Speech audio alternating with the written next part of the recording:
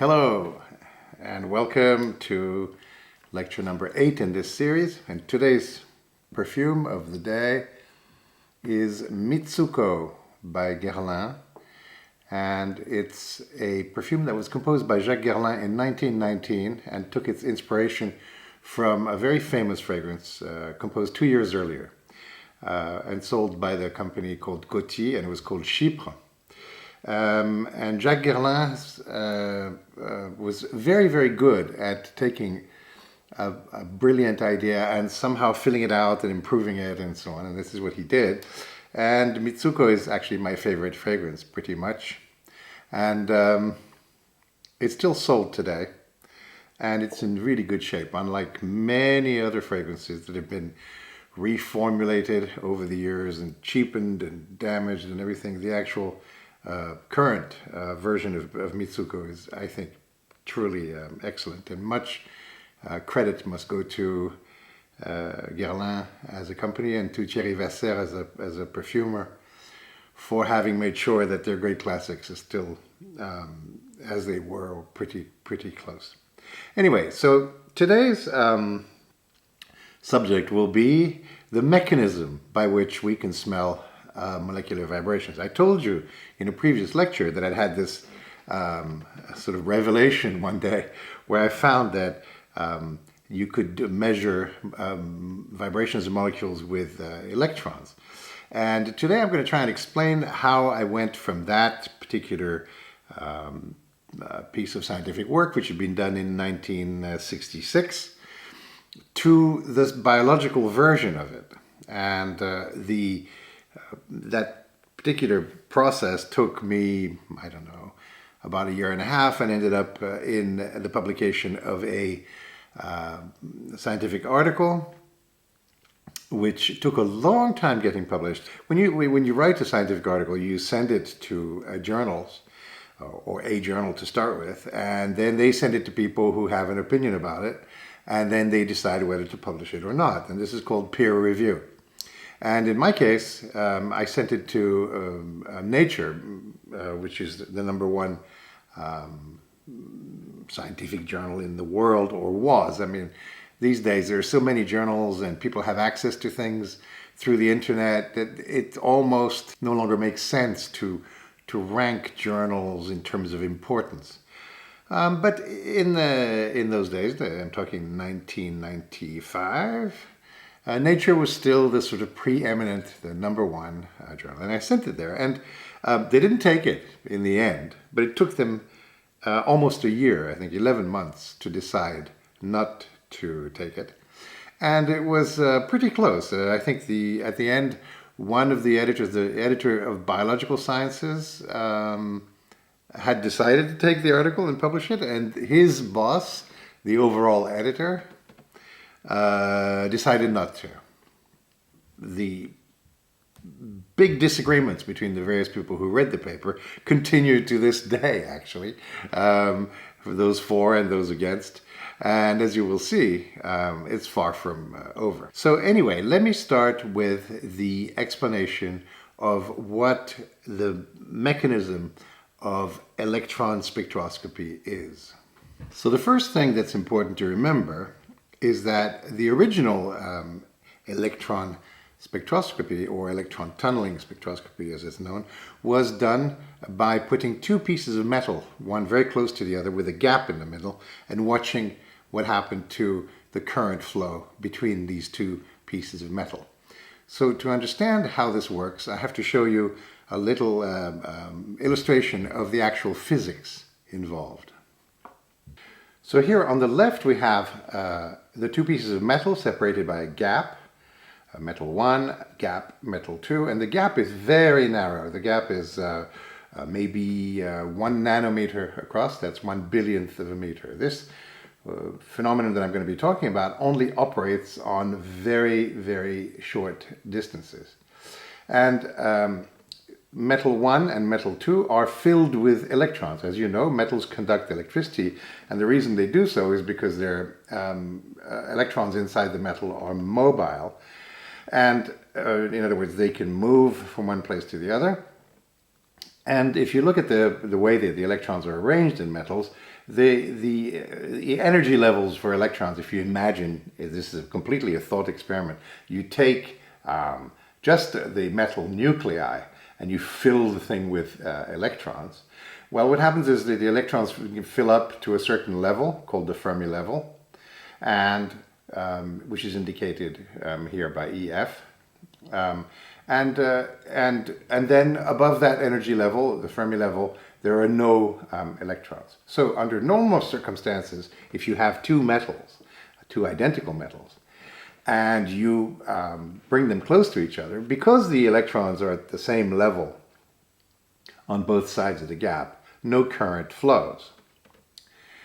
However, if you change the voltage, so if you connect one side to one end of a battery and the other side to the other end of the battery, then what happens is you push the electrons to higher energy levels, at which point current begins to flow, and the current is exactly proportional to the difference in voltage between the two metals. And the reason it's proportional is because the number of filled electron levels on the left increases in proportion to the voltage, and therefore when they tunnel to empty levels on the right, the current is proportional to voltage. And that is the normal tunneling situation. Now, why is this called tunneling? It's called tunneling because there's a gap between the two metals, and the electrons must somehow get across the gap. And in normal physics, in classical physics, they wouldn't be able to, because if you are an electron, classical, like a billiard ball electron coming up against the edge of a metal, and then there's a gap, and then there's another metal, there's no way that you can jump. Why would you jump? You're nice and happy inside the metal. There's no way you're going to jump across and make an electric current. However, electrons are not classical billiard balls. They are quantum particles, and therefore, if you want to imagine what this amounts to, the electron cloud extends a little further than the surface of the metal, and therefore electrons, the probability of finding an electron goes down very steeply, but not abruptly. It goes down with a curve away from the surface of the metal. And so some electrons actually have a probability of finding themselves over here, which is inside the other metal. And so that probability translates into a current flowing from one metal to the other when the voltage is right. This is quantum tunneling straight up, and it was discovered by Ivor Gaver, who actually did it, if my memory serves me. He got a Nobel Prize for doing this, and he discovered it again as an undergraduate, just like Christopher Longet-Higgins. So this way of electrons flying across the gap from filled levels to empty levels is called, for historical reasons, elastic tunneling. And what Bob Jaklovich and John Lamb discovered in 1966 is a different mechanism for the electrons to go from left to right, which involves interacting with something in the gap. And when they discovered this different mode of transfer of electrons, they called it inelastic tunneling, and they immediately realized what was going on because they were very, very clever people. Now let me show you what the mechanism is. So in inelastic tunneling, you have the same arrangement, metal 1, gap, metal 2, but in this particular instance, you've put in the gap a molecule which has a particular vibration at a particular energy. And what happens when you change the voltage, as you did previously, is at first the electrons tunnel exactly as they did before. But when they reach the vibrational energy of the molecule, they can also travel in a different way. And that way involves the collision of the electron with the molecule, followed by loss of energy of the electron, and followed by transfer. So you can see the blue trajectory of the electron involves a first part which is straight across, then it hits the molecule, loses energy, and then travels to the other side. And this is called inelastic tunneling. And if you look on the right, the current is no longer proportional to voltage, because when you get to that energy, there's a break in the curve. The curve suddenly changes and becomes steeper. There's a little bit more current going through because of this second mechanism. So that's what Bob Jaklovich and John Lamb did. They put a particular molecule in the gap on purpose, and they changed the voltage, and they looked at the kinks in the curve, and they found, after some data processing, that the kinks corresponded exactly to different vibrations of the molecule they put in there. And then a truly extraordinary thing happened, which Bob Jaklovich told me about when I called him up on the phone about 20 years ago. And here's what happened. They were really pretty excited about this, and it was published in a very, very good physics journal called Physical Review Letters. And they wondered immediately whether this was the mechanism by which smell would work. Because they understood, as physical chemists, the relationship between molecular vibrations and smell. And they thought, maybe this is it. After all, the gap is 1 nanometer, so a billionth of a meter across. So that's sort of biological size. It made sense. So what did they do? They were working at the Ford Motor Company research laboratories. And they went to, I think, the other building, the building next door, and they asked some chemist there, what do you think? Maybe this is how smell works? And the chemist said, no. Smell works by shape. And so they went back to their lab, and they forgot all about smell, and they carried on with their research. So even on day one of this particular mechanism, the people involved in it realized that it could be smell. And it was only because of this rather unfortunate comment by a chemist whom they assumed to be very competent about how smell works that they were discouraged from looking further into this. So this is 1966. It's a long time ago. I was 13 at the time. And basically, that idea did not come back until 1996, when I published my paper. So for me, the next problem, having figured out that this mechanism could in principle work, was to translate it into biology.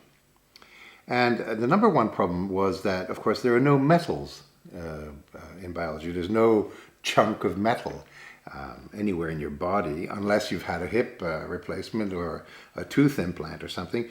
But there's no, the physics of metals are not present in biological systems.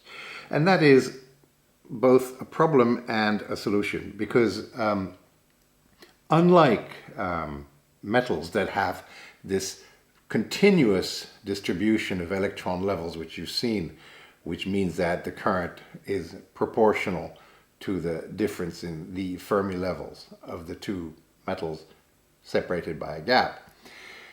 Proteins are not metals. Proteins are probably more like semiconductors, even though there's an awful lot of discussion exactly about how that works. And what it means is that the electrons that move are confined to rather narrow energy bands, so that the moving electrons have energies in a range that goes from just here to here, and elsewhere there are no filled electron states. So this makes the entire situation rather different, because imagine that you have a protein and it contains a gap, and on the one side of the gap you have electrons in a narrow band at this kind of energy. And on this side you have empty levels in a narrow band of energies. Well then, this arrangement of filled and empty electron levels would be actually pretty much ideal to measure a molecule that you put in the gap if the molecule happened to have a vibration at the energy difference between these two levels. So what it really means is that there's never going to be in biology a battery that you can change that enables you to do this and scan the energy levels of electrons. You can't do that. Proteins are what they are. You're going to make a protein. It will have a particular arrangement of amino acids and a particular energy gap, and that protein might, if everything is arranged correctly, be able to detect the vibrations of a molecule in the gap, provided the molecule has a vibration that corresponds to that energy difference. So you might ask, well, how are you going to measure the whole spectrum? And the answer is, you make different proteins. You make a protein which has a small gap, slightly bigger, slightly bigger, slightly bigger, and it's a little bit, if you imagine the parallel, it's a little bit like color vision. We have pretty good color vision, and we do it with three pigments that only cover parts of the spectrum. So in the case of color vision, you have a red, green, blue, and that enables us to measure the amount of electromagnetic vibrations in those three frequency ranges, and from that we deduce the brain calculates the color, which is a very complex algorithm, by the way. So in principle, you could imagine that in smell there might be proteins that have different energy gaps, and as many as are required to cover the spectrum, and then you have to make lots of different proteins with the same energy gap to catch all molecules that might come along. So this is illustrated in this animation where we have on the left an electron level which starts out empty, and on the right an electron level at a lower energy, also empty. Then an electron comes along from the left, and that electron now is able to tunnel across the gap only if the energy difference between the two levels is correct for the particular vibration which is excited. And then the electron travels on. This is inelastic electron tunneling, and it is possible to make it with a protein. So what I proposed was that smell receptors were electron tunneling receptors in which the whole mechanism was somehow contained inside a protein, and the protein was inside the membrane. So let me try and sum up with two animations the two different theories of how smell works. The shape theory of smell is shown in this animation. It works by an odorant coming in to bind to a protein, which is here represented by the 7 alpha helices of G protein coupled receptors. And the binding of the odorant causes, by interactions between the odorant and the protein, a change in the structure of the protein, which turns on the receptor. In the vibrational theory, by contrast, the odorant binds, as it does for any receptor theory, and the binding is, of course, controlled by its shape. But then a different thing happens once it's bound, namely that the electrons flowing across the odorant only flow when the odorant has the right vibration for that particular protein, and it is the electron flow that turns on the receptor.